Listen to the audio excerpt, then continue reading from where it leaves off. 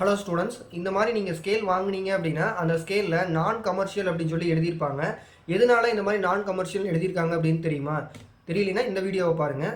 இப்போ நான் கமர்ஷியல் அப்படின்னு இருந்துச்சுன்னா இந்த ஸ்கேலை நம்ம கமர்ஷியலாக பயன்படுத்த முடியாது. அதாவது இதை யூஸ் பண்ணி நம்ம எக்ஸாக்ட் டைமென்ஷனை நம்ம மெஷர் பண்ண முடியாது. எப்போவுமே மெஷர்மெண்ட் அப்படிங்கிறது ஒரு ஸ்டாண்டர்ட் ஒன்று இருக்கும், அதே மாதிரி தெரியாத ஒரு அளவு இருக்கும். அது ரெண்டையும் வந்து நம்ம கம்பேர் பண்ணோம்னா அதில் தான் நமக்கு மெஷர்மெண்ட் தெரியும். ஸோ இந்த மாதிரியான எக்ஸாக்ட் டைமென்ஷனை எங்கே இந்தியாவில் மெயின்டைன் பண்ணுறாங்க அப்படின்னு கேட்டிங்கன்னா, நியூ டெல்லியில் இயற்பியல் ஆய்வகத்தில் வந்து மெயின்டைன் பண்ணிகிட்டு இருக்காங்க. ஸோ அவங்க பார்த்தீங்க அப்படின்னா நீளம், நிறை, காலம் இந்த மூணையும் வந்து மெயின்டைன் பண்ணிகிட்டு இருப்பாங்க. ஸோ அந்த ஸ்டாண்டர்டுக்கு தகுந்த மாதிரியான ஸ்கேல் இது கிடையாது.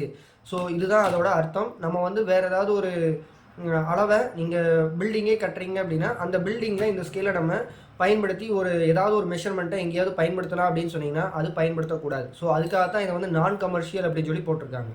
இந்த மாதிரியான புது புது வீடியோவுக்கு நம்ம யூடியூப் சேனலை சப்ஸ்கிரைப் பண்ணிக்கோங்க. பாய்.